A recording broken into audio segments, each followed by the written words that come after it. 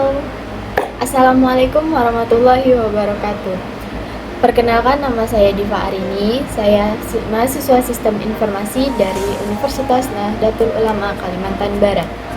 Nah, di sini saya akan menjelaskan tentang pengertian, kelebihan, kekurangan, serta perbedaan antara framework TOGAF dan segmen framework.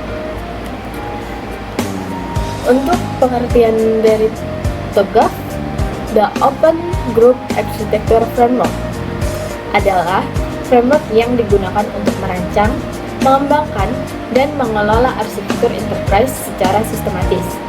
Framework ini menyediakan metodologi ADM atau Architecture Development Method yang berisi langkah-langkah terstruktur dalam membangun sistem teknologi dan bisnis yang selaras dengan tujuan organisasi.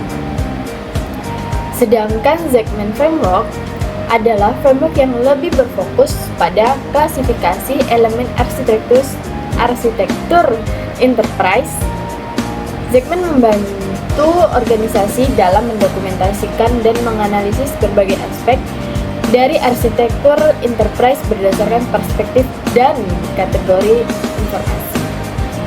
Kemudian, kelebihan dan kekurangan framework ini. Yang pertama, pada TOGAF. Kelebihannya, yang pertama, pendekatan sistematis yang terstruktur dengan ADM. Kemudian, fleksibel dan dapat disesuaikan dengan kebutuhan bisnis dan memungkinkan pengelolaan siklus hidup arsitektur enterprise. Sedangkan kekurangan TOGAF,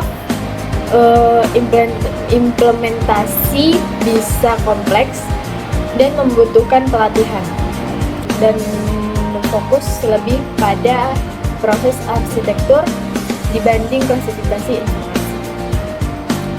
Sedangkan pada segmen framework, kelebihannya memberikan struktur yang jelas untuk klasifikasi informasi, membantu organisasi memahami berbagai aspek arsitektur dari perspektif yang berbeda, dan cocok untuk dokumentasi arsitektur enterprise. Sedangkan kekurangannya tidak menyediakan metode pengembangan arsitektur yang eksplisit dan lebih cenderung statis dan kurang fleksibel untuk implementasi di dunia nyata. Kemudian, perbedaan utama pada TOGAF dan segmen. Dalam aspek pendekatan, TOGAF proses pengembangan arsitektur berbasis metodologi ADM. Kemudian sedangkan segmen klasifikasi elemen arsitektur dalam matriks. Dalam aspek struktur, TOGAF berisi 4 domain utama.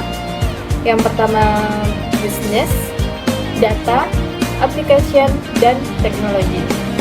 Kemudian segmen 6 perspektif dan 6 kategori informasi.